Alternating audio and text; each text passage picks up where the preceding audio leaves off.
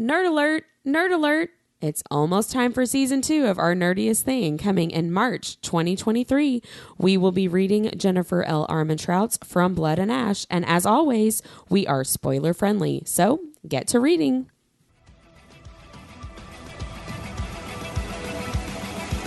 I'm Whitney. I'm Mindy. And I'm Deb. We're 3 best friends who love nerdy things. Well, some people think we're nerdy, but we think we're pretty awesome. This is Our Nerdiest Thing.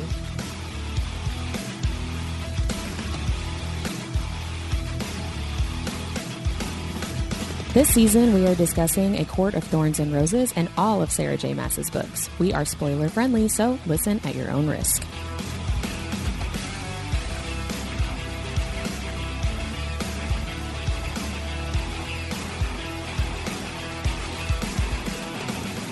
Hello, fellow nerds, and welcome to Our Nerdiest Thing. Today we are talking about A Court of Thorns and Roses, chapters 33, 34, and 35. And to start us off, we're going to do the Our Nerdiest recap. Mindy, whose turn is it? It is Whitney's turn. Yay! It's Whitney! Finally!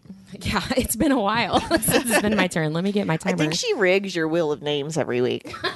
I put a curse on it to not say my name. Say my name, say my name. Okay, here's my 30-second timer. Thank you for doing that yourself. All of us are just staring at you. Okay. All right. So Feyre tells Alice to take her to Under the Mountain. She's just found out all the truth about the curse and everything. And so Alice is like, you gonna die, but I will take you. So she goes and she is totally freaked out and thinks that she's going to sneak in and just find Tamlin and leave, which I thought was hilarious. And then the Adder gets her, takes her to Amarantha's throne. Amarantha kind of toys with her a little bit, makes a deal with her and says, oh no, and says, you have to do these 3 things or solve a riddle. And she says, okay. All right, done. And she says, okay. I missed a little bit there. She didn't ask any questions or anything. She was just like, sure, whatever you want, Amarantha. I've heard you're evil, but I trust you. That sounds fair. Right. Yeah. I know I missed some things. Just a few. But, you know, that was kind of the gist. Oh, gosh. All right. Well, before we get into the more in-depth recap, Mindy, will you do our nerdiest vocabulary? Always. So this week, because it is kind of the center of things in these chapters, I wanted to look up and see if there were really anybody who would name their kid Adder. Newsflash, there are. Oh, dear God. That name their kid Adder. Because I thought, well, it would be funny to see if there was some sort of meaning or anything by that. So I did find a little bit, not a ton, but and it's like less than 5 people named their kid Adder. Thank God. And if you listen to the podcast, if you are one of those 5 that listen to the podcast, just message us and tell us why. We're not making fun of you. We just want to know why. I was very interested in that, yes. But it is actually a Christian English boy name that means venom. Oh, which is just Venom. odd. Do you really want your kid to be named Venom? Right. Like, I thought that was so weird. Now, there was one website called Names Folder that says it means entice, which I don't know is that much better. yeah, it's still really negative connotation. But venom? Ew. Venom's pretty bad. So I don't, I don't know. If you named your kid Adder and knew you were naming them Venom, Just curious. tell us why. I'm super curious. Just send us an email and let us know. We can read your story on the podcast. Venom makes sense for this Adder, though, in the book. Yeah, totally. That's Like, appropriate. I think that was totally appropriate. Yeah. I did look up to see if there was anything on Urban Dictionary, and there was not. Oh, that's so cool. maybe next week, whoever I pick will have some fun. You should Dictionaries. look up if anybody named their kid Amarantha. Oh, Remember how we know a bunch it of means people- bitch. Yeah, that's true. Remember, like, when Breaking Dawn came out, a bunch of people named their kid Renesmee. I wonder if people named their kid Feyre or Amarantha That would or be something like that. Well, didn't you say you have an Oh, yeah. Azriel at your school or Cassian or something? No, but my hairstylist, her daughter goes to school with a Renesmee. Oh my God. Do they call her Nessie for short? I Did you don't name know. my baby after the Loch Ness Monster? That's like the It's most like Kristen Stewart's in the room. Right. It's like the most over dramatic acting I've ever. The Loch Ness Monster. Like like, all right, stop. I wonder how many takes they did of that before they were like, that's the one. That's it. We got it. No, actually, it was more like, shit, we're out of money and we can't redo that. But that was bad. Oh, they spent all their money on the CGI baby from hell. And the talking wolves. Oh, yeah, I forgot about With the echo. I wasn't meant to bow to you. I am Jacob Black of Ephraim Black. Oh, my gosh. Welcome to Our Nerdiest Thing Twilight bonus episode. I was just thinking that could be a great bonus episode of us just like making fun of the Twilight. I do want to say, if you listen to How Did This Get Made, what got me into that podcast is they do a Breaking Dawn part 2. It's Paul Scheer and Jason Mantzoukas. And I'm sorry, what is her name? June Diane Raphael. Yeah. And they talk about, they're like, this movie's actually pretty good. That's what got me into their it. Twilight episodes and the Fast and Furious episodes with Adam Scott are hilarious. Oh, I bet. I love Adam Scott. Shout out to How Did This Get Made? I didn't really have a ton of thoughts about this section up until she is in front of Amarantha. I didn't remember that that Feyre thought she was just going to like find Tamlin and like split. I did not remember that at all. And I was just like, oh, honey.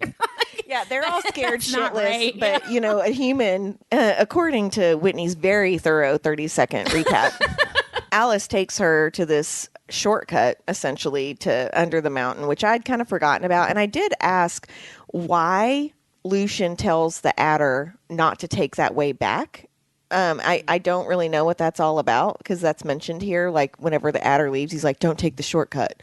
But I don't know why you technically because it's the spring court. courts. Oh, shortcut. okay. Yeah. It's just So, their property. Yeah. She talks about how she essentially gets under the mountain through this crack in the wall, and how only one person can fit through, and she has to suck in her stomach. And we know how skinny she is. Yeah. Right. So I'm like, well, the Adder probably couldn't have gotten through that crack in the wall, actually. I mean, Lord knows Lucian or Tamlin wouldn't have been able to. I don't know. They do describe the Adder as skeletal. Yeah, that's true. But he also has leathery wings, so I don't know how he fit those maybe through he there. couldn't. It's like trying to get Nyx out of the birth control or birth canal. Canal, yeah, with the wings. One thing I really wanted to talk about today is I really love how Sarah J. Maas describes the Adder again to us, because we read about it several chapters ago, and at this point for us, it's been like 2 months on the podcast. And then I wanted to talk about how she uses essentially the descriptions of how they move, the Adder and Amarantha, instead of saying like, Amarantha has red hair, she has a gold crown, she has a ring with an eye in it, because one of mine and Whitney's nerdiest things this week is we met Scarlett St. Clair last week, and I was thinking, man, I want to write a book. And then I was like, I would be like, Amarantha had red hair, she wore a crown, it was really pretty, like, you know what I mean? So the cave was dark. The cave was dark. There was a crack. Feyre was skinny, so she fit through it. That should be our new, like, just bad writing breakdown of each chapter. I wanted to read the descriptions of the Adder and Amarantha because I just think it's really beautifully written. So when we get into chapter 34, after the Adder has wrapped his skeletal, long, bony fingers around her arm, which again is a good use of description, she talks about what he looks like again. So the Adder loomed above me, a demon of malice. Its leathery wings wrestled occasionally. And then she said, it tugged me onward with its slithering gait, its clawed feet making leisurely scratches on the cave floor. And so I love how all she did to bring us back into that moment was have them walk through the cave. But I think she does such an amazing job of explaining what this looks like without actually telling us what he looks like. I just think that's really, really cool. And so let me go to where she does it with Amarantha too. Okay, so this is actually on the next page. Really quick, I want to point out, because this is something that I noted after she describes the Adder. I don't know if it's right there or not, but she says that it was like alarmingly similar to what she'd painted it. Yes, I know. Isn't that weird? Too. Yeah. So creepy and eerie. I just loved that little touch of intrigue. I wrote down, like, so she thought it was weird too, because we talked about that, right? Yeah. Like, why is she painting the Adder and Amarantha so accurately? And I just thought it was funny that Sarah J. Maas was like, yes, that is weird. That is what it looks like. Okay, so for Amarantha, it says, and I love this, she says, though lovely, she wasn't as devastatingly beautiful as I had imagined, which very much to me is like Sick burn. right, yeah. Where she's like, she's pretty, but not that pretty. Like, she's all right, I guess. Slightly uglier than I expected. Right. So she talks about how her red gold hair was neatly braided and woven through her golden crown, the deep color enticing her snow white skin, which in turn set off her ruby lips. But while her ebony eyes shone, there was something that sucked at her beauty, some kind of permanent sneer to her features that made her allure seem contrived and cold. To paint her would have driven me to madness. And then we're reminded, the highest commander of the King of Hybern, she'd slaughtered human armies centuries ago, had murdered her slaves rather than free them, and she'd captured all of Prithian in a matter of days. So I just think it's very interesting how in 2 paragraphs, Sarah J. Maas has brought us back to 2 terrifying creatures. So the Adder, she's completely described over again without you even really realizing she's doing it. And then she does the same thing with Amarantha. And I think that's why I love these books. I could actually visualize where I was without going too deep into like, well, then the stone was cold. And like, you know, sometimes when you're reading fantasy books, I'm like, okay, I get it. And she does it in a very succinct way that I think is difficult to do. Oh, yeah. So- She's very good at show, don't tell with words. Oh, absolutely. Yeah, absolutely. it's really And I like that impressive. she uses action as a describing mechanism instead of really an adverb or an adjective. Yeah, she's amazing. Yeah, we That's like just you. it. That's it. Yeah. I did want to point out just a couple of things about Nesta. I thought it was really telling and important that Feyre tells Alice, you know, if you can get to my house, my sister Nesta will take care of you. Do we know if wrote she that ever down, did? too. I don't think she did. I don't think she did either. Because she's back in Spring Court in the beginning of book 3, right? When Feyre goes back to the Spring Court, Alice is there. But just the fact that she trusts that Nesta will take this person, this Fae, in, and she trusts that she'll take care of them and do the right thing. I thought that was really big. I wrote that I did down, too. Yeah. Especially because when she was actually back with her family, we talked about, you know, Feyre made such a big deal about how she was so proud to be Elaine's sister, but she doesn't tell Alice to go to Elaine, right? She Right. tells her to go to Nesta, which I just thought was really Well, what telling. the fuck is Elaine gonna do? She'd be Well, like, right. would you like a flower? Well, and what right. did she say about the earthworms? We just talked about this. Well, I hear the earthworms digging through the dirt. Like, So yeah, like Elaine is talk about action-oriented words. Elaine is not a person of action. no, she's really not.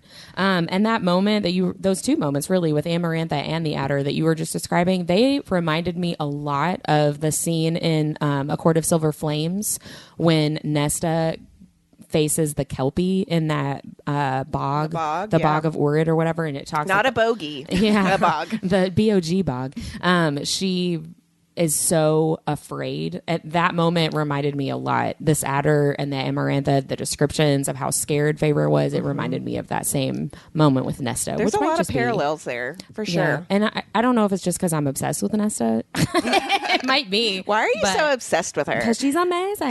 Have we seen any of our favorite artists draw the Adder?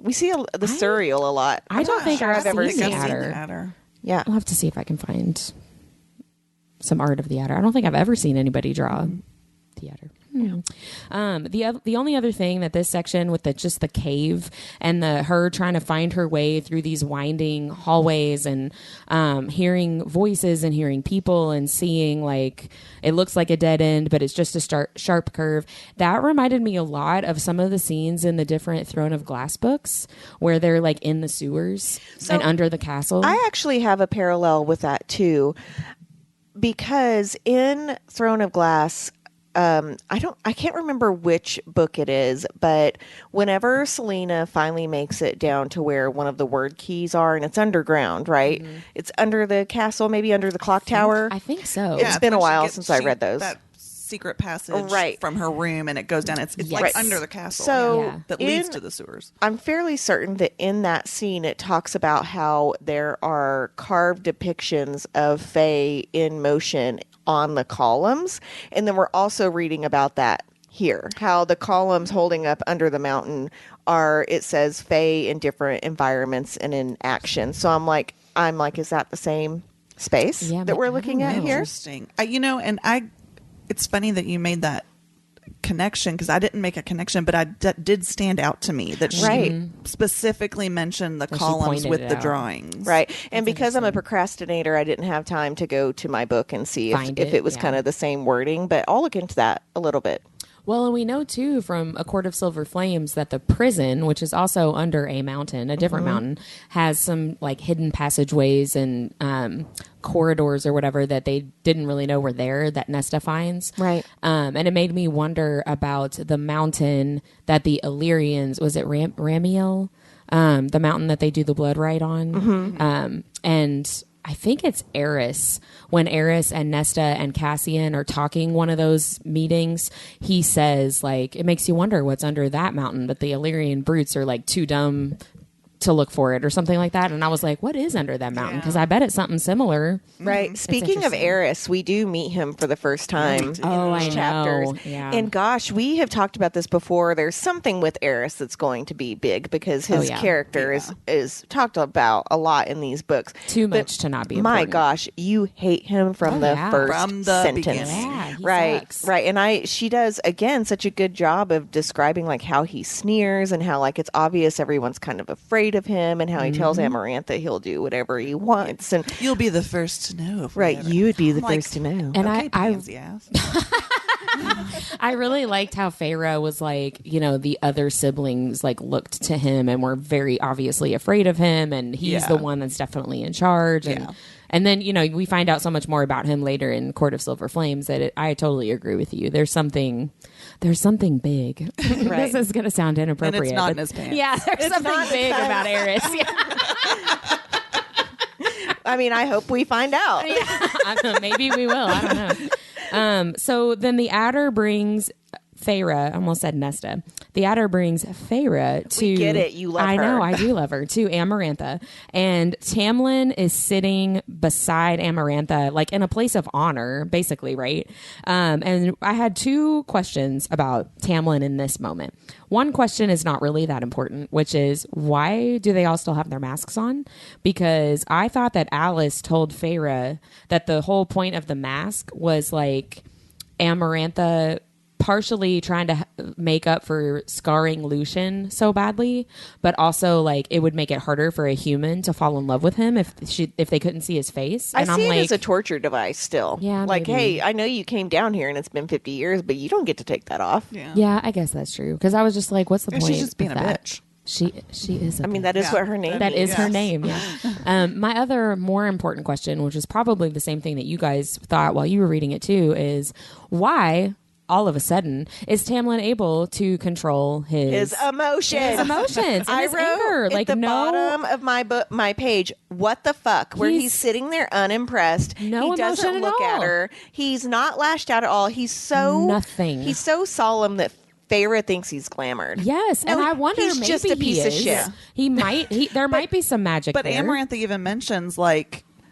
I think when she's talking about when she's torturing Claire, like, I couldn't even draw your claws out for that or whatever. Oh, yeah, that's So, true. I don't know, but what I wrote down is I kind of wish I knew what his inner monologue was. Like, was I he know. going, what the fuck, Feyre? Why are you? Was he like, Alice, like, you fucking idiot? Or was he Yes. like, oh shit, But oh this shit, comes oh shit? from the guy Like, that's so emotional that he stabbed himself. Right. At See, one that's point- what I'm saying. I wonder if there's some kind of magic. I would honestly believe it if Sarah J. Maas was like, actually, Rhysand was like controlling him through his like mind power. I would believe that. Maybe he more than just- he's just able to do it. maybe you he know? had just given up. Like, maybe he just was like, there's no point in Maybe being... you had It's- broken at that point. I mean, that's too. what I'm wondering. I Like, mean, maybe he's like, He's Yes. emotional enough to pin Feyre up against the wall in a couple of chapters, though, and try to fuck her Right. instead of getting her out Well, and from see, under in, the mountain. in this section, all we get from Tamlin is a almost imperceptible widening of his eyes. Yeah. And I'm like, what? a golden glint. Right. in Like, his what are you eyes. talking about? Right. It's just, it is insane to me to think, like, okay, I have fallen in love with this human girl who is the key to breaking this curse, to saving me and everybody that I care about, and also people that I don't care about in this entire land. I made the choice to sacrifice myself and my entire race of people to keep her safe. She suddenly shows back up and I'm just going to sit there. So let me ask you this, because in the next chapter is where Amarantha tries to figure out what Feyre's real name is, right? And it kind of is a form of what's the word, manipulation and almost torture to Feyre. She brings Lucien forward to have Rhysand go into his mind, right, and claw at his mind. And there is a point where Lucien, when she says what is her name, looks to Tamlin for guidance. And we know that Tamlin is not in Amarantha's bed every night because Rhysand is. So why couldn't Tamlin come to Feyre's cell and help her? Why couldn't he send messages through Lucien? They're obviously talking. Lucien is still seeing him as his leader. So during all of this downtime, when Amarantha is not with Tamlin, what is he doing? That's what I am really curious about. That what is Tamlin doing, but also what is Lucien doing? Because later, he comes to Feyre, which it made me laugh because he was like, "What the fuck, Feyre?" And I'm like, you are literally never happy. No matter what she does, you are mad at her and are fussing at her. That just upset me. But he's like, "Oh, I gotta go," and I'm like, "Go where? To do what? What are you all doing that you can't?" But see, that's the thing. I'm going to go back to, we're getting all of this from Feyre's point of view. Yeah, that's true. So we don't know we don't know that Tamlin's not being guarded 24/7. Maybe he was in a cell too. He might have been. We don't know what he's going through. And that's the other thing I wanted to bring up about this. Put yourself, and again, I'm not a Tamlin apologist, but I am going to play a little bit of a liar. Only for the next couple of minutes. I'm going to play a little bit of devil's advocate. Put yourself in that position. He had no idea, never expected her to show up. And we know that Amarantha is a manipulator, and she will take anything, any small morsel that you give her to turn anything around on you.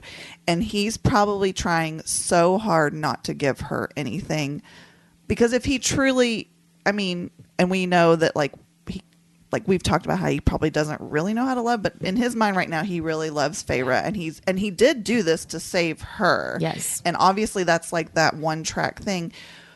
Put yourself in that position. Wouldn't you not want to give up that? And because he even tries to be like, I don't know who she is, or whatever. He's trying really hard to not have Amarantha see that there's anything. And then Feyre, of course, is like, but I love him. And so Daddy, I love him.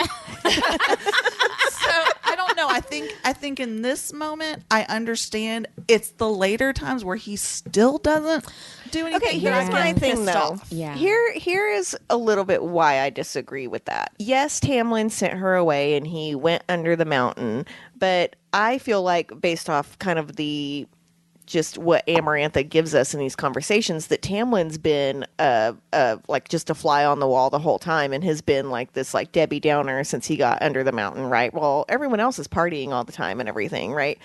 And so he is unwilling to do anything anyway. Even before Feyre got there, he wasn't doing anything. I feel like everything that he does by the time he gets under the mountain is because he didn't want to rise up. He doesn't want to try harder. He's already given up, thinking nothing's going to happen anyway. And so sure, he could say he did those things out of love, but I feel honestly, it was more kind of out of laziness. He just doesn't want to do anything about it. And I would say even self-preservation. Right. Yeah. So, but he could have with the in his mind, he's doing it for Feyre. That's what I'm saying. I'm not 100%. He knew that if he could get Feyre to tell her he loved him, the curse would break. But then for me, I'm reading it and I'm like, well, was that just too fucking hard to keep her around for a couple more days and then send her away? That I don't get. Why? I don't feel like he loves her enough to put her above all of the other Fae. But he did. But he didn't. He didn't do anything. Yeah. He didn't do anything in either way. He just was just it'll work out. Well, and the only reason that he did send her away ultimately is because Rhysand was pulling the strings, right? He manipulated the whole situation. But if he wanted Feyre to tell her or tell him she loved him, why didn't he say it louder? when they went to bed. Hey, I love you. Hey, Feyre, I'm falling in love with you. And then she would have been like, oh my God, I love you. Curse broken. Again, not great writing. Right. But like, he doesn't really try on either side of anything. And I think that's what bothers me about it. Like, his nonchalance here, yes, he is protecting her, but he wasn't doing anything anyway. He's down there with all these fae. He's not with her all the time. But what's he supposed to do? That's one of the things that I wrote down, right? Like, I feel like nobody else is doing anything except they're for, like, not. pandering to her. But and, like, he has Lucian behind him trying to ignite this fire of, like, rise up. And he does have enough power under there to tell people. And he does at the end. Well, Like, in he's his just a defense, coward. two things in Tamlin's defense. No, I'm just kidding. I'm just I'm kidding. saying. Two things is, number one, Amarantha knows Tamlin through his father, who has the very set ideas of like humans are beneath us, right? And so I feel like perhaps part of Tamlin's acting like he doesn't care at all about this human girl that just showed up is playing into that persona that Amarantha would expect him to have, right? Like just being the son of who his dad was.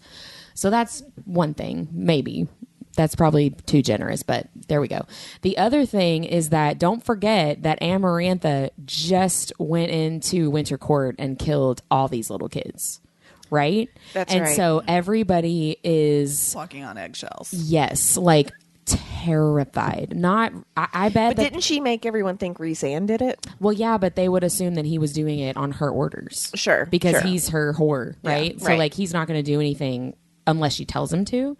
And so I kind of understand why in this moment nobody would want to What piss about her the off. what about the 50 years before that? No, That's that's a true. long That's time to true. not do anything. I agree with that. I 100%. agree 100% I'm on just that, too. thinking in this particular moment when Feyre shows up, like there's a few more things at play in that particular moment than necessarily like the rest of the And that's film. what I was Sure, saying. I Like, agree. this moment, I can cut Tamlin a little bit of slack, but the fact that he doesn't, after she gets there, doesn't Right. do anything, that's what pisses me This off. moment doesn't make me Yeah, mad. this- it's the culmination of all the Exactly. other moments right. too. It's Yeah. the next I get 3 that. months that he Right. continues to just sit on the throne and stare off into space. Yeah.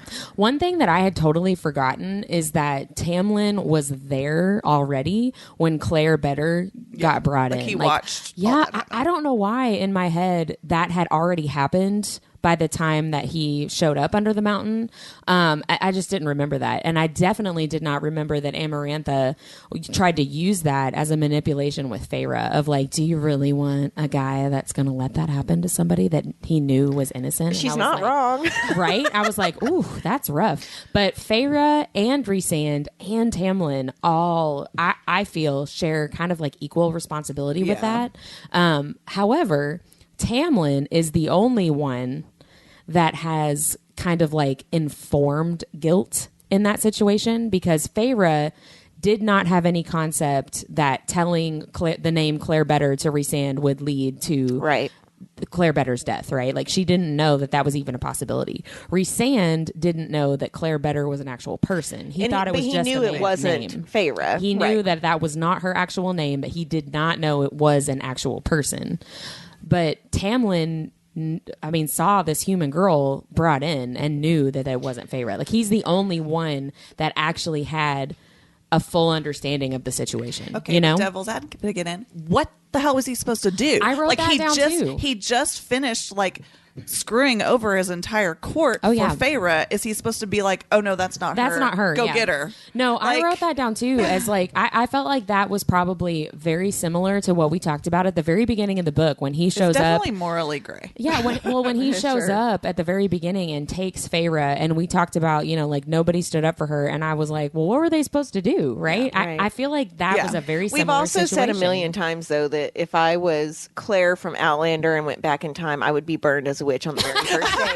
Because I would be the one that like got like a little piece of wood and tried to hit Tamlin's beast form. I was like, get off her! Right, Like, right. I'm gonna die. If I'm ever in one of these situations, I'm gonna be mauled to death. I'm like I would too. I'm the girl that gets killed in the first 5 minutes of the scary movie. Not because I ran up the stairs when I should have ran out the door, but because I don't know when to shut up. But like, that's funny. in this, I want to, with Clare Beddor, I think it's so impactful. Her name is in these books, 3 times maybe. Her culmination of her story is maybe 2 full paragraphs of like what happens to her.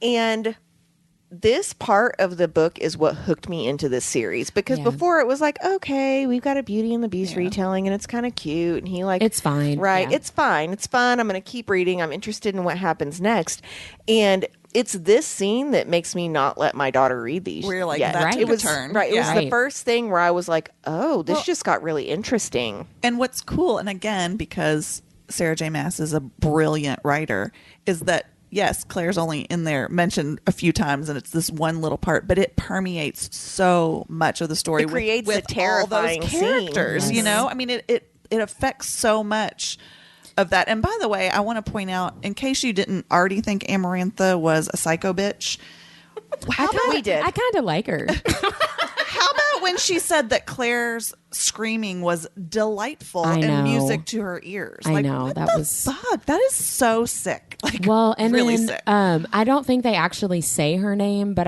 I'm almost positive that in book 3, when the High Lords have their big meeting and Rhysand and Feyre are like, hey, we're actually not horrible people, somebody brings up like, well, you gave her that name, you gave Amarantha that name of that poor girl, and like, what was that about? And I remember that because I remember Feyre seeing like Rhysand react to having that mentioned at all, right?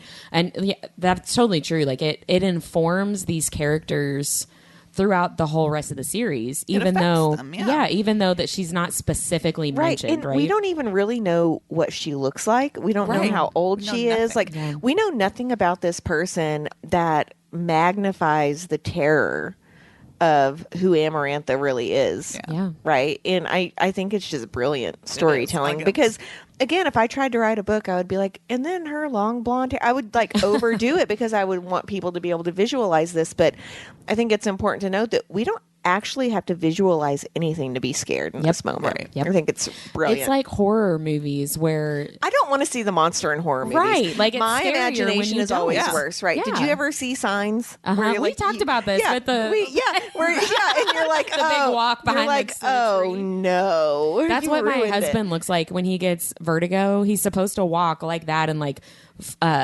swish his head side to side really fast, and it always makes me think of the alien walking from behind the trees. He has to do this like crazy walk and like swish his head really Can fast. you get It looks video of that crazy. so we can post it? No, what's really fun is when he just randomly sits up in bed and he's supposed to throw himself back. For, like on Is that one what side. helps vertigo? It helps him sometimes, yeah. He'll literally just sit up and then like the whole bed shakes like it's a waterbed or something. I'm like, what in the world? He's like, and I'm dizzy. For people that don't know Robbie, he weighs like 8 pounds. I know. And Bless so his like heart. throwing himself on the bed sounds hilarious to me. Like he's so light, he probably throws himself back and then bounces almost all the way up to the ceiling and comes right back down. For the record, my husband has the same body type, so I'm not, nagging on your husband or anything. He's lovely. He is lovely. I love Robbie. He's a little jack sprat. Yeah. That's what I say. I do want to talk about Rhysand just a little bit, especially since we're talking about Clare, because I looked up, of course, in book 2, Court of Mist and Fury, in chapter 54, when he tells his whole life story basically to Feyre and explains like all these different situations. He talks about these different moments that we read today about Under the Mountain. And he talked about, I didn't know that Clare was a real person, right? We talked about that last time. I didn't know that this was a real name. I didn't know this was a real person. And when she came in, he did his, I don't know how to say it still, Daemati? It's a Daemati, right? Daemati? yeah. Okay. He used his Daemati power and made it so that she did not feel anything, but he made her scream and like cry when it would have I been didn't expected. remember that. Thank you for telling me that. I'm Yeah. feeling better about my He, life right now. Like he tried to make it right, but it was obviously like too late, right? Right, And he said I couldn't take it anymore after a week, and so I went in and like he like killed her through his mind power, which I'm not 100% clear about, but he killed her. To me, Maybe he like made her brain dead. right. To me, basically. it makes guess. it's almost like he melts their mind. Yeah. Like gets them so beyond like insane that they die. Which we're going to see him do again, maybe in the next section, but definitely under the mountain, we're going to see him do that again. And he says, when Feyre first shows up under the mountain, he tells her, I was standing at the back of the throne room and I saw the adder bring you in. And he says, I have never known such horror as I did when I watched you make that bargain. Irrational, stupid terror. Like he was calling it irrational because he was saying like, I didn't actually know you, right? But I was pretty sure that you were my mate. I still didn't even know your name. And it was like the most horrifying thing that I've ever gone through is to watch the adder bring you in and then beat you. And then, just everything that happened later, right? I had to stand and watch as the adder and its cronies beat you. I had to watch the disgust and the hatred on your face as you looked at me and watched me threaten to shatter Lucian's mind, which you referenced a couple minutes ago, Deb, about, Amarantha's trying to manipulate her into telling her name, which works because she absolutely does. And he had to be like, all those humans look alike. Like he had to be like play the part. He had to talk down to her. Which the last time he saw her, he called her mortal trash. Yeah, right. So he's like still playing that part. And so when Amarantha uses Lucian and threatens Lucian, basically like Rhys is gonna break his mind if you don't tell me your name, right? Feyre does tell her name. Feyre, not her last name though. And he says, then I learned your name. Hearing you say it, it was like an answer to a question I'd been asking for 500 years. I decided then and there that I was going to fight. And I would fight dirty and kill and torture and manipulate, but I was going to fight. If there was a shot of freeing us from Amarantha, you were it. I thought the cauldron had been sending me these dreams to tell me that you would be the one to save us, to save my people. So this moment of him being used by Amarantha and him playing this part of this horrible, evil High Lord and seeing Feyre there is what spurs him into action, right? And so the whole rest of the Under the Mountain, everything that Rhysand is doing is not really to protect Feyre so much as it is to help her defeat Amarantha, right? He's trying to protect her also, but his ultimate goal is let's help her be successful. So that everyone can be freed. Yes, because this is our only chance. And I wrote down a couple of notes about that first conversation when Feyre first shows up and Amarantha's like, hello, like what's going on? I wondered what it would have been like for Rhysand to be standing in the back of the throne room and watch this girl that he knows that he's had all these dreams about for the past several years, that he's pretty sure is probably his mate, stand in front of the most horrible person he's ever known in his life and say, I love Tamlin. I'm here for somebody else, Right. And she says it over and over again, like, I'm here for the High Lord. Times. Okay, like, the one I love. I'm going to dog on Tamlin now. Oh, yay! So noise. Hearing you say that, and here, again, we're talking about different people, but in different ways they react. So, Tamlin, instead of thinking of the greater good, he goes immediately to saving Feyre. Rhys, on the other hand, sees that and makes the much more difficult choice that he knows that he's going to have to put her through this. But he's going to do everything to help her, but he's not going to shelter her from it, which is essentially in the long run what Tamlin does over and over and over again, trying to shelter her from stuff. It doesn't work, and he never learns. Exactly. Tamlin is always about protecting Feyre, and Rhysand is always about empowering Feyre, right? Like, let me help you realize your full potential, no matter how much it crushes him, right? Or her, honestly. Can we talk a little bit about the bargain? Because so I want to go back to the very beginning of chapter 33 where she is still talking to Alice, and Alice literally gives her 3 rules. I wrote this down too. Feyre breaks 2 of 3 of them in the next 5 pages. Right. So rule number 1 is don't drink the wine. And if you're reading along with us in the next couple chapters, there is this fairy wine that Feyre drinks. It's kind of forced on her, but also she uses it to black out, essentially, right? So don't drink the fairy wine. Then don't make deals with anyone unless your life depends on it. She's already made a deal. Now, her life does depend on it. Right. She knows, but she's just going to die. But Alice also says after that, and even then consider if it's worth it. Yeah. Right. So like she's even saying, even if your life depends on it, maybe don't do it. Death might be better. Yeah. Yeah. And then number 3 is don't trust a soul in there, not even your Tamlin. And that's the first thing she does. She assumes he's being nonchalant to protect her. And you know what? Fine. Maybe he is. Yeah. But he's being nonchalant because he doesn't know what to do. He's almost like crippled by terror, right? Yeah. But you know what's interesting too? Like I thought about, she tells her not to trust anybody, even Tamlin, but she falls right into trusting Lucian. She trusts. She does. She trusts Tamlin and Lucian like immediately. Yeah. So like she totally doesn't follow that one But at all. As we go into her making the bargain with Amarantha, says something that I am really confused about that I wanted to ask you all about. She says, she says, I'll make a bargain with you, human. You complete all 3 tasks of my choosing, 3 tasks to prove how deep that human sense of loyalty and love runs, and Tamlin is yours. Just 3 little challenges to prove your dedication, to prove to me, to darling Jurian, that your kind can indeed love true, and you can have your High Lord. And so then she turns to Tamlin and she says, consider it a favor, High Lord. These human dogs can make our kind so lust blind that we lose all common sense. Since when is that a thing? That's about her sister. That's what, yeah. Oh, okay. That's why she mentions Because- Jurian in there as well. Jurian had Miriam on the side, right? Like Right. the whole thing with Amarantha's sister Clythia was not real for Jurian. Right. So right. that's what and we've she's talked about that in referencing. previous episodes for Yeah. those of you that maybe haven't listened to those.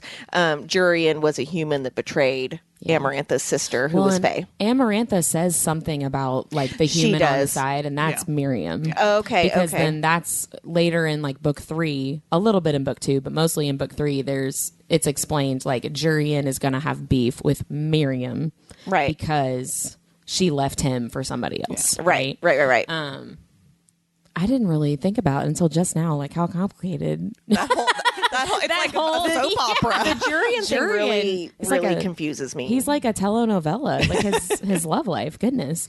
Yeah, and I made a note for myself, like, go back to Psyche and Cupid, because in the very first episode of this season, we talked about how Beauty and the Beast generally is based off of the Cupid and Psyche myth, and part of that story is that Psyche has to complete these impossible tasks that Venus gives her in order, because she's married this person that she's not allowed to see. Her husband only visits her like in the dark of night or whatever, and Venus says basically like you'll be able to unmask him if you complete all these tasks, and it's like these crazy things that Feyre is gonna similar experience going to have a similar experience. So that's really what these tasks are about, right? Like it's the Psyche and Cupid myth, and Amarantha is the Venus character who is jealous basically of this human Psyche that she feels like is taking all the attention away from her. And so in A Court of Thorns and Roses, Amarantha really wants to be with Tamlin, or at least wants Tamlin to want to be with her, right? And Feyre is messing that up and is taking the attention away from her. So she basically says to Feyre, like, you're going to have to do these tasks, and I'm not going to tell you anything about them, but they're probably going to kill you. Like, it's basically what she says. I love how she's like, there's not going to be anything left of you. Yeah. Yeah. I hope that there's something left for me to torture, Right. but there probably But won't be. there's not, Like, oh, okay, well, that sounds great. Appetizing. One thing that I wrote down about Jurian is that Clythia, and I think Lucian tells Feyre this, Clythia promised Jurian that he would never die. And I wrote down, is that still a valid promise? Like, I did not remember that was remember that ever as part of said. Can you explain to me when you say he's going to have a beef with Miriam, right? Yes. So Miriam was a fae that left him. Miriam was a human. So Miriam is friends with Rhysand and Rhysand's inner circle. And Miriam was a human servant to like a queen or some like nobility. And Jurian was engaged to whoever Miriam worked for. And Jurian fell in love. Yeah, Jurian fell in love with Miriam and broke off his engagement to whoever that was and started being with Miriam. In the course of the war about humans, whether they should be slaves or free or whatever, Jurian started an affair essentially with Clythia, who is Amarantha's sister. But it was always like a spy job. It was a posturing. Yes, to just get information from Clythia. But Clythia fell like head over heels for Jurian, who always had his actual lover, Miriam. This is so Shakespearean. It really is, like on the side, right? And Miriam's human. Miriam is a human. Okay. So at that point, Miriam is a human. So what ended up happening is that Jurian killed Clythia, and Amarantha got super pissed because she had always been mad the entire time that her sister was with a human. And when Jurian killed Clythia, Amarantha was like, see, I was right. Sorry, I'm hitting the table. You are. I can hear it on the mic. Sorry. Whitney's getting so excited about this. It's like boom, boom, It's boom. so much drama.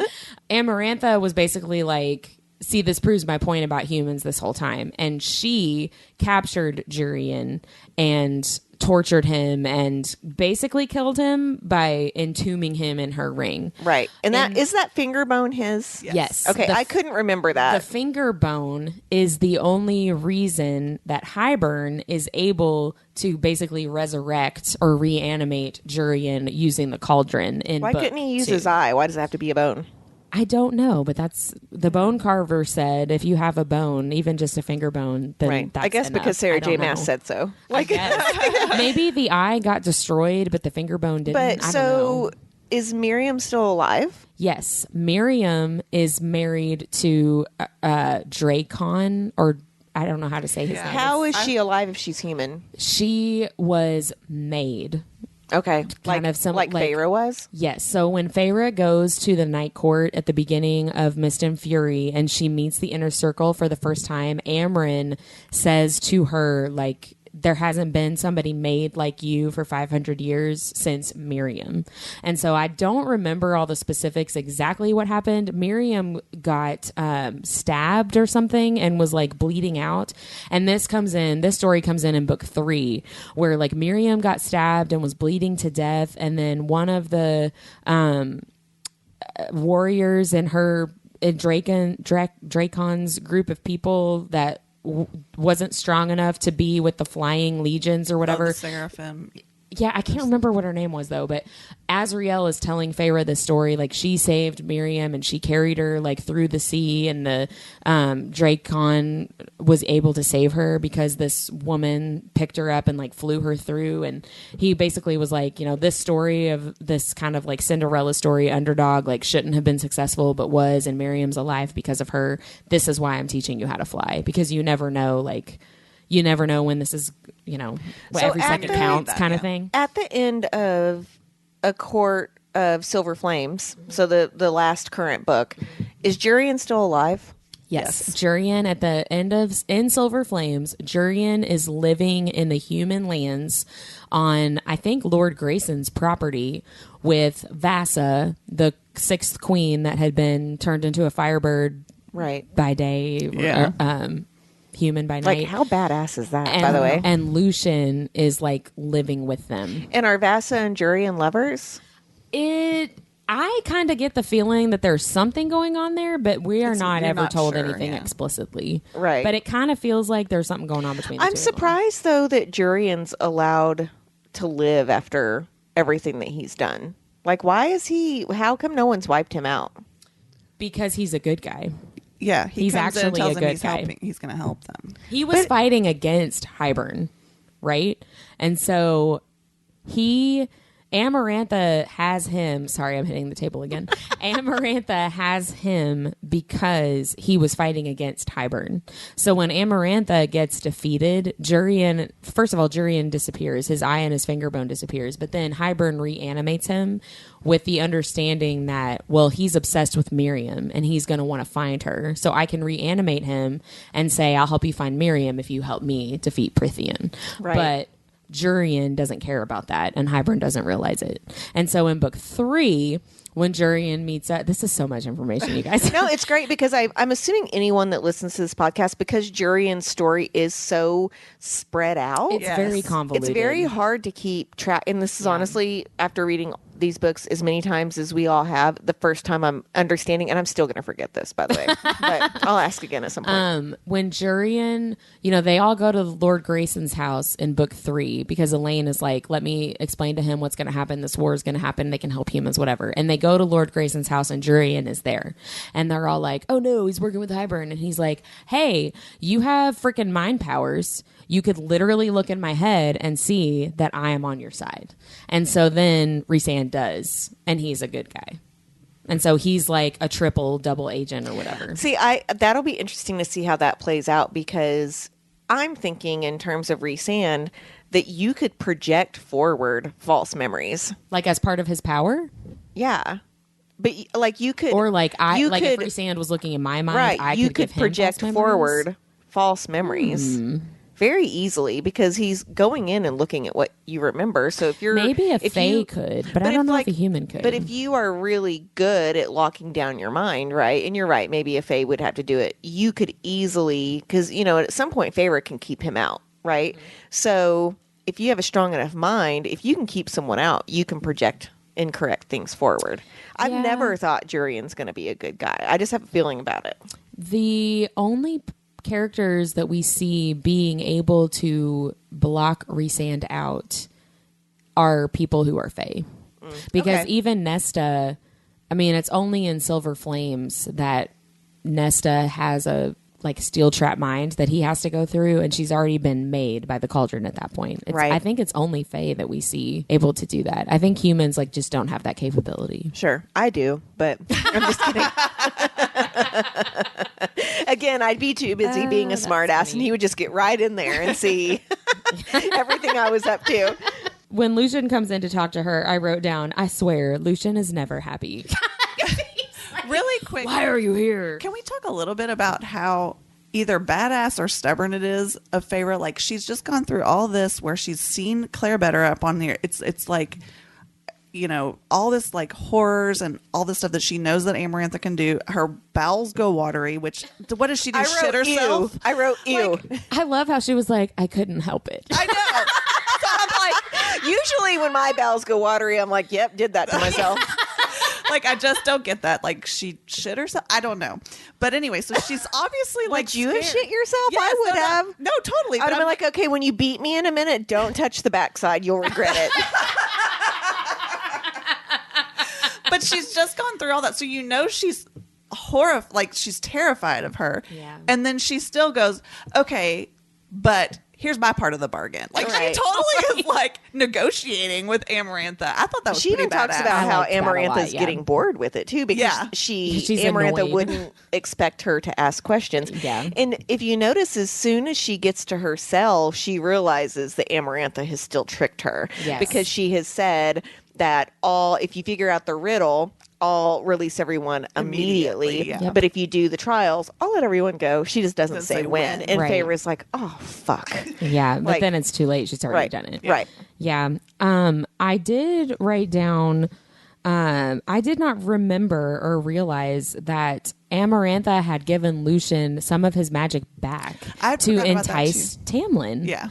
Because she's still trying to get Tamlin to be like, yes, I'll be your lover or your concubine or whatever. So are you seeing it as hey, you can trust me. Here, I'll give your emissary Yes. some power. Okay, I Yes. didn't really quite understand Because that. Lucien is able to basically winnow into Feyre's cell, and she's like, "What are you doing?" And he's like, "Well, I got some of my power back."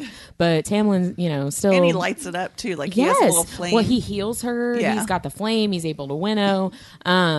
I didn't remember that, and I just thought that was really But interesting. I do want to point out too, just comparing his power and Rhysand's power, she does mention later, whenever Rhysand goes into Tamlin's mind, that Rhysand must be so powerful that that's the glimmer of power that he Yes. has. That If he those can are the still, scraps. Yeah. right? And we know that it is, right? Yeah. And Yeah. so Tamlin might be able to winnow and fix her broken nose, but Rhysand can still brain melt people, right? He's really kind of terrifying if you think about it. I wrote in my book, most powerful High Lord with a little heart. Indeed. a little heart next to it.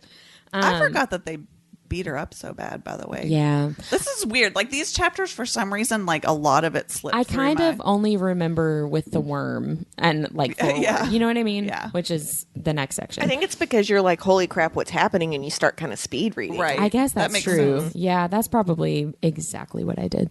I had clocked too that Lucian tells Feyre that with Feyre there with her bargain, all of the High Lords have been called to Under the Mountain. I wrote that down too. And I'm like, what was going on before? Because Rhysand, we know, is there the entire time. And I thought that he was forced to stay there by Amarantha, which could be true.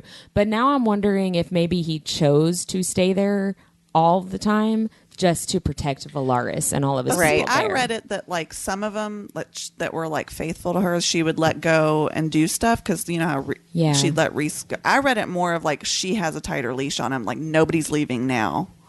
Like right, it was a favor that they got to makes kind of sense. be out every once and in a now while. it's like nope, you all are staying here. right. That's how I read it. Which but ultimately is her demise. Her downfall, Because yep. when they're all there, Then they can do They that. rise up and they They're- heal Feyre. They have and- more power. Right. Something else that Smart Sarah J. Maas. something else I had absolutely no memory of and was like, whoa, is that Amarantha. How was it? Whoa. You sound like Bill and Ted's Incredible Journey. Whoa!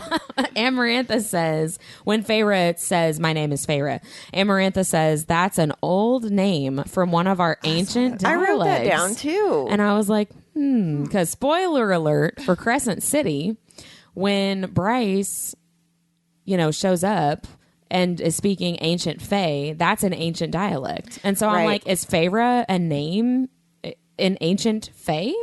I just Right. thought that was, I did not remember that. Well, now. and we talked in the last episode, or maybe it was a couple episodes ago, the foreshadowing of Feyre and Nesta becoming Fae, right? And how That's true. there's a theory that they are already half. are. Right. Well, I went back again from the very first episode. I talked about the etymology of the Archeron sisters and different names and all that. And Feyre, I found means beautiful, elf, fairy, and fair.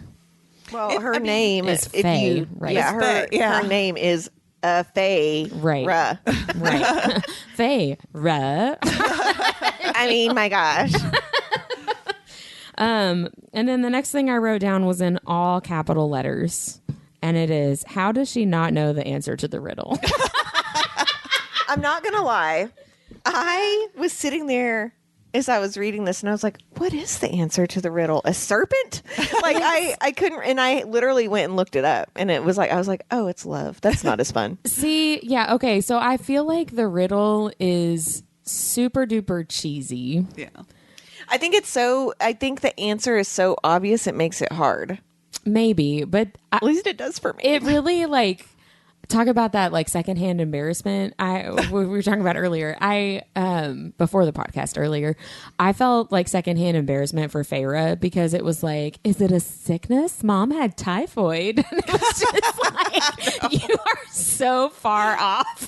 Well, I will say it hurt my too feelings. that Feyre even talks about that she said part of me began to understand why the High Lords had fallen under her thrall.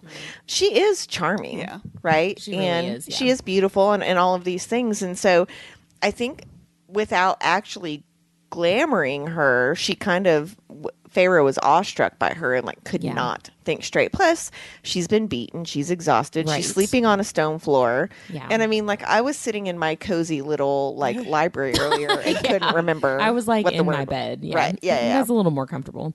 I hated how effectively Amarantha was able to play into Feyre's insecurities, right? Like this riddle makes her feel stupid, Yeah. which Well, is that's what a dictator does. right. Well, and she feels stupid all the time, right? She always feels like a dumb human, and Amarantha plays into that perfectly. And then earlier, she says, "I'm going to keep you in your cell, except for when I have you do different tasks or whatever." household chores, yeah, well, yeah. you have to earn your keep. It's Yeah. well, that was a whole thing with Yeah. Tamlin, right? You're not significant enough to Yeah. earn your keep, and later, at least, Rhysand understands that she needs to earn her keep, so to speak, just to have that sense of purpose. But this is, I will say though, exploiting that. Amarantha telling her, "Well, you're going to have to earn your keep," honestly probably gives Feyre more confidence, though, because she doesn't feel like a lowly human that can't do anything. I think Amarantha is, unfortunately for her, igniting things along the way accidentally by trying to manipulate that's her. very true. Well, and we're going to see in later sections what some of these tasks are, right? Because she crossed paths with Rhysand in one of these tasks, which I'm really excited to get to. I'm cracking up at myself right now because you're talking about how you couldn't figure out the riddle right away.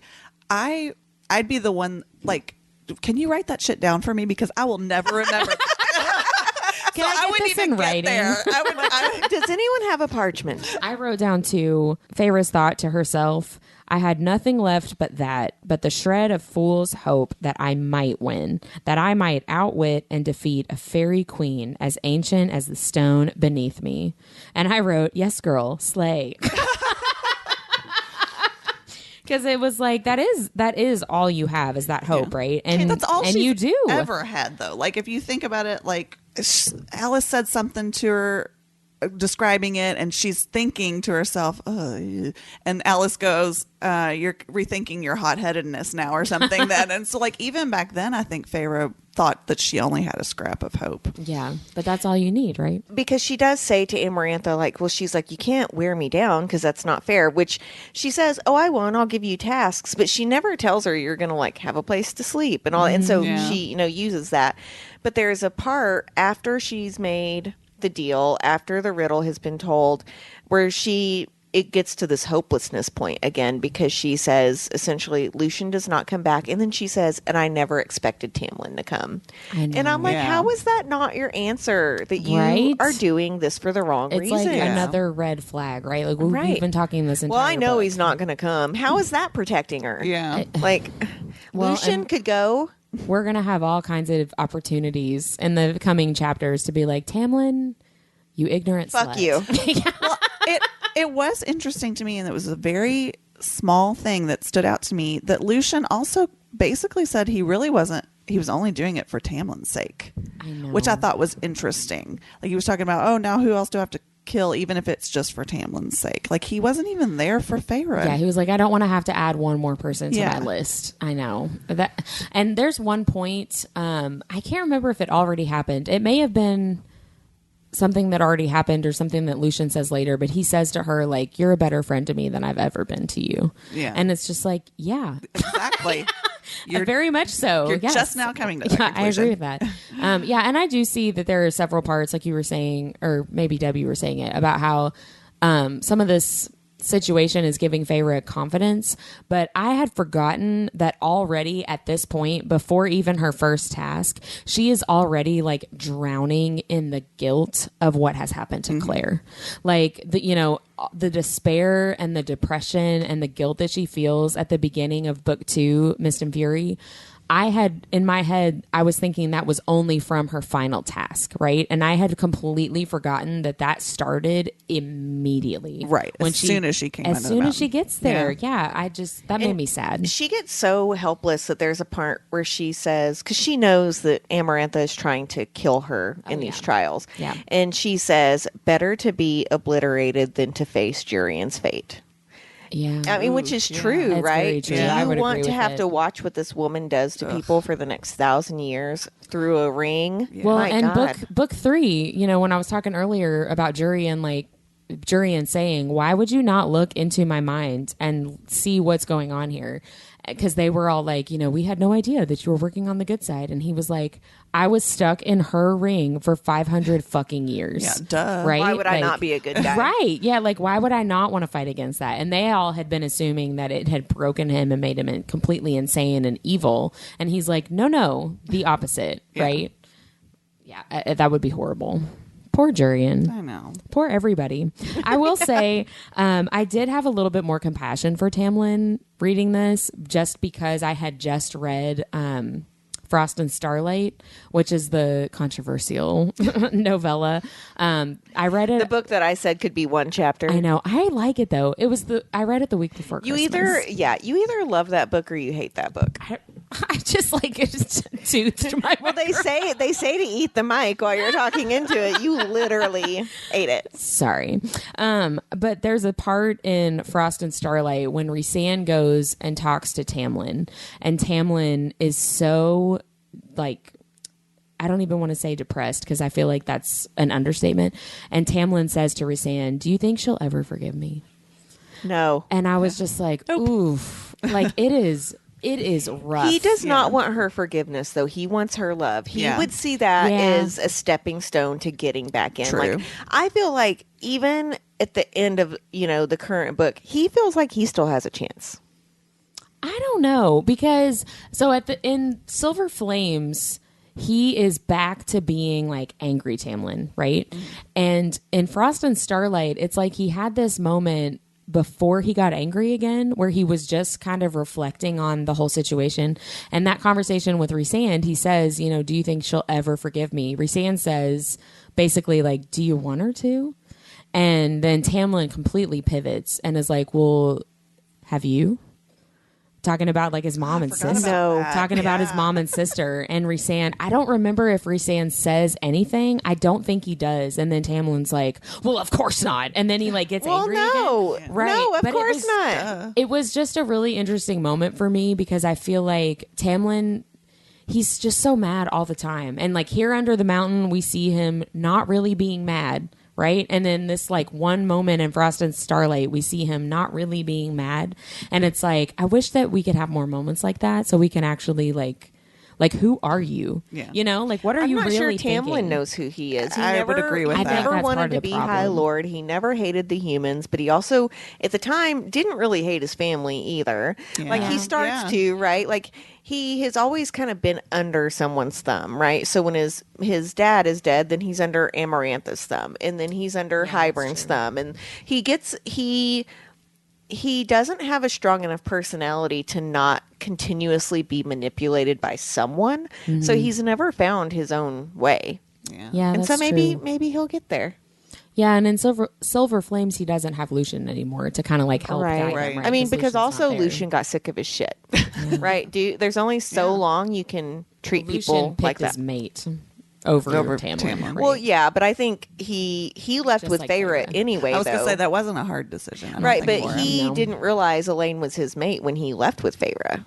Did he? Yeah, he did. Oh, he did. Yeah. Oh, okay, but I mean, I don't know. It just. I do feel like because Lucian knew that Elaine was not interested. Well, yes. So that's true. It could have been an easier decision to stay with Tamlin. And I think he was just fed up. He had put up with Tamlin's shit through this whole like, well, I'll just sit back and hope these 50 years work out. He watched him not do anything under the mountain. Yeah. And then he watched him. I mean, I do feel like at a certain point, Lucian does finally feel bad for letting Tamlin lock Feyre up. Oh yeah, he does realize what he's done. Yes, right. He sits back and watches Tamlin break Feyre, right, and then definitely like regrets it and feels bad about it. Yeah.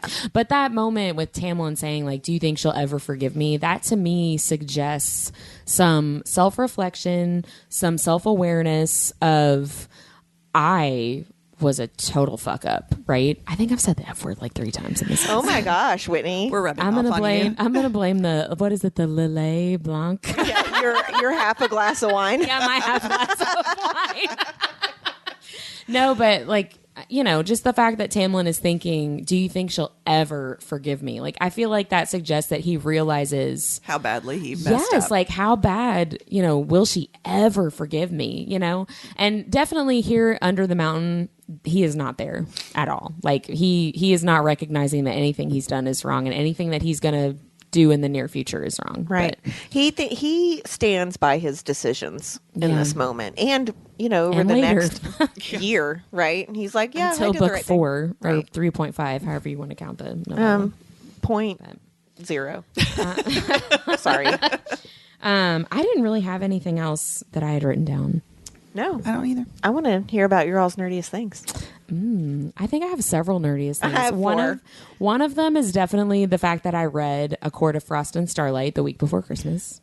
the week before winter solstice, like it is in the book. I love that though. I really enjoyed it. One also is that I ordered a star like tiara off of Amazon for winter solstice. And then you didn't get to wear it. We all went out to dinner. It's because and- my kid got sick. I know. Kids, man.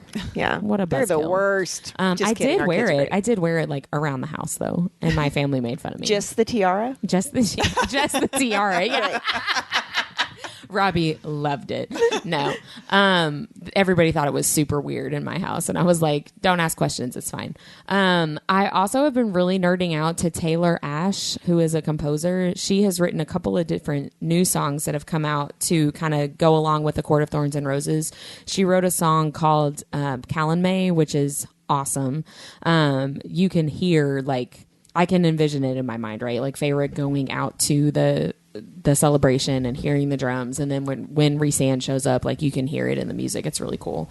And then she also wrote one called I can't remember exactly, but it's basically like the wolf in the woods from the very beginning of the story, and that was really cool. I'm still too. waiting for summer solstice with the fiddle. Oh my gosh. I did have I have a friend listening to the podcast, and she did message me this week and went, I just realized how not cool fiddles are. Right? Like, vindication for me. I was It's like, just- well, yeah, that's why we talk about it over and over. Oh again. my gosh. Quick sidebar. So my brother, I met his girlfriend for the first time. They've been together for a while, but they live like far away. And we were talking about the podcast, and my dad was like, what are you guys talking about? And I was like, well, I went on a big rant about how I think the fiddle is super embarrassing. You know, I went on and on like for several minutes about this episode and Tamlin and the fiddle, whatever. And so then my husband asks my brother's girlfriend, like, what are your hobbies? I shit you not. She was like, I play the violin. Now, I will say the violin is not the same as the fiddle. No, and I was like, I actually think the violin is very impressive. The violin is beautiful. The fiddle reminds me of the banjo of the violin. Like Yes. it's not, No, yeah, it's I not the agree. same. I agree with right? that, but I wanted to die. I wanted to die because I've just met this girl, and I'm like, the fiddle is stupid. Well, at some point, she could have been like, well, what do you think of the violin? I And then you know. could have redeemed yourself and said she was like, I'm never talking to this bitch again. We hope you listen, and we hope that you like Whitney. She's really great, we promise.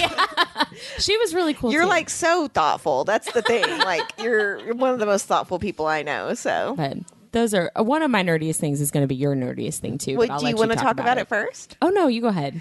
Okay, so if you follow us on Instagram, and if you're not, you should. You're missing out tremendously if you're not. Our Nerdiest Thing on Instagram. Whitney and I, and unfortunately, well, not unfortunately for Mindy. Mindy was on a vacation with her husband, which was my really, really nerdiest fun. thing. Yeah. Part of it. I'll allow it. Right. So luckily for Whitney and I, the author Scarlett St. Clair was just about an hour from us doing a book signing and a Q&A. And so we went, and it was really awesome. She is just hilarious. It and was really funny. she just released The Queen of Myth and Monsters, which is the sequel to A King of Battle and Blood, which I got super obsessed with at the end of this year. And she was just really great. And Whitney actually asked her what her nerdiest thing was, which I thought was really great. There is an infographic on our Instagram page of that Q&A, and she was just so lovely. I can't wait to meet her again She at was some really point. cool. Yeah. So that was my big nerdiest thing of the week. I did tell her in line to get our books Oh autographed. God, please tell I the was story. like, if you want to start a sign up for like your sex scenes for people to try them out and make sure they're and make sure they realistic. work. I was like, I would do that. This was so Whitney is mortified that she said the F word 3 times, but not mortified that she asked an author to send her her sex scenes so that she could try it them out. I told Robbie that I said that, and he was like, "Oh my gosh, what do you think? Please don't tell people that." So I won't tell anybody but our listeners. yeah, only the thousands of people that listen to us. So on that, thought. We have started doing advanced reader copies, which are called ARCs for authors. And Whitney has set up, we have an interview coming up with Elle Mitchell soon, which we're really, really excited about. Thank you for setting that up, Whitney. But one of my nerdiest things is I kind of went on a book buying binge this week. So the two things happened. The day after Christmas, Barnes & Noble had their hardcovers for 50% off, and then they had some paperbacks for 50% off, but it was ones, honestly, I already owned. And so I did get, I spent $130 at Barnes & Noble just on myself. My daughter had allowance. She spent $80 at Barnes & Noble that day. Well, then fast forward to 2 nights ago, Half Price Books, which if you don't have that, it's literally what it sounds like. It's a used bookstore. They were doing a sale where it was like, get 25% off if you spend $50. And then it was like, get 50% off if you spend $175 or $170 or whatever. No, $150, you get 50% off. And so I was like, well, we would never do that. Right. And so we're about to check out. Famous last words. Yeah. We're about to check out. And my husband looks at me and he goes, well, what's our total? And I was like, oh, it's $56. And he goes, go grab $100 more worth of books. Oh my God. So we got $180 worth of books for $75. Oh, wow. Yeah. And I was so excited. I picked up a book twice, put it in my cart, and accidentally bought 2 books I already had. So I got to take them back. But I have been like on this book high this week, but my TBR is so long. I don't know what I'm going to do with myself. And I'm super duper obsessed with Savage Lands right now. And I don't want to read anything else, but I had to stop and read our book club book for this week, which is The Maid.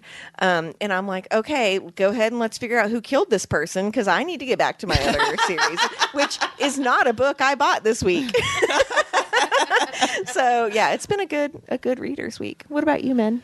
So, my nerdiest thing, well, I got a couple actually. So I sent a picture to Deb and Whitney on Christmas morning of like literally my entire Christmas was books or bookish things. Or it was, well, I didn't send you all the other things. The other things I got were all like St. Louis Blues related.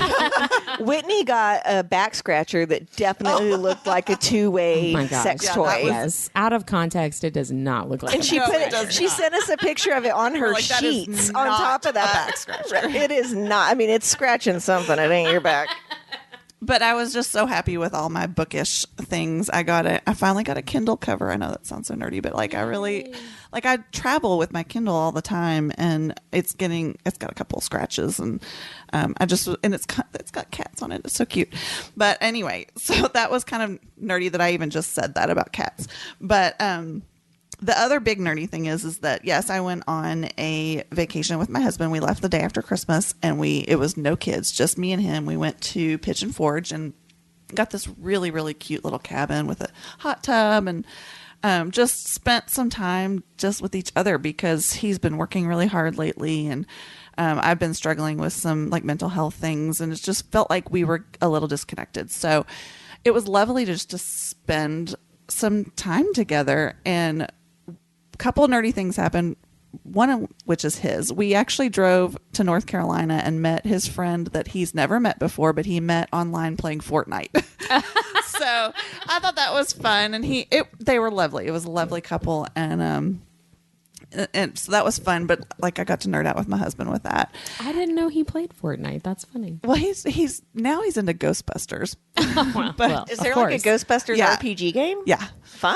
It actually is really cool. You can either be the ghost or the Ghostbuster. I want to be the ghost. I would be the Darren ghost, loves being the ghost. But so, and I'm exposing how nerdy my husband is now.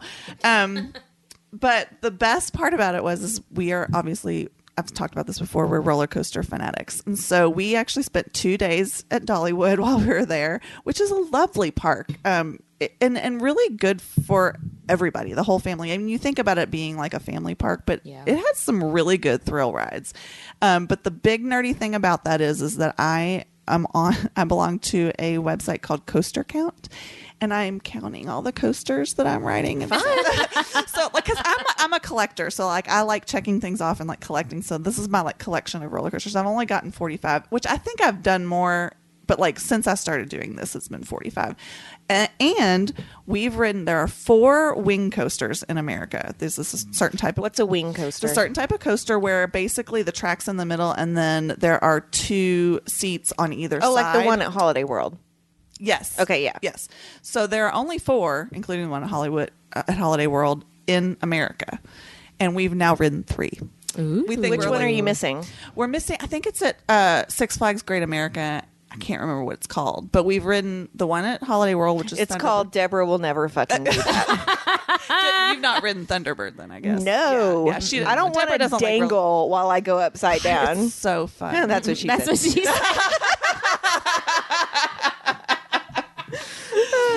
I enjoy dangling while going upside down. I know. So anyway, we thought we were super cool because we've ridden 75% of the wing coasters in America. That is awesome. It is fun. We had a really, really good time. It was fantastic. I So highly recommend. You basically have Goodreads for coasters. Like I you do. keep track. Yes, That's so exactly. Exactly. More people just use Goodreads. Yeah. Right. I did forget to talk about our nerdiest cocktail. Yeah. I was going to remind you. Yeah, thank you, because I'm sitting here refilling my glass. We made a cocktail called the Bloody Clare. Sorry, Clare Beddor. Too soon. But it's essentially a michelada, if you've ever had one, which is a Bloody Maria. It's like a Bloody Mary with beer in it. And so I'll post the episode on our Instagram. It's always the day before or 2 days before our episode goes live. I can't remember. But it's really, really yummy. And Whitney didn't love it. And so she's drinking wine. Mindy's only had one, and I've just been refilling my glass the whole time. It just gave me indigestion. Yeah, it's spicy. Whitney didn't like the spice. I liked the I'm a spice, but granny. I'm not a huge Bloody Mary fan. So Yeah, that's okay. I'll drink this tomorrow. Well, that's it for this episode. And for those of you that listen all the way to the end, you get some special exclusive information. We have decided for season 2, because we only have 4 episodes left of season 1. That's crazy. For A Court of Thorns and Roses, which is crazy. It feels like it's gone by really fast. For season 2, we are going to be reading through From Blood and Ash by Jennifer L. Armentrout. One of my favorite series of all time. I think it's all 3 of our Yeah. one of our favorite series of all time. But for next week, we will still be in ACOTAR with chapters 36, 37, and 38. See you next time. Bye. Bye. For exclusive content and to keep up with all things nerdy, follow us on Instagram at Our Nerdiest Thing. We post book reviews, what to read next, and our cocktail recipes. Have something nerdy that you'd like to share? Email us at ournerdiestthing@gmail.com. This podcast is edited and produced by The Story Guides. Thanks for listening.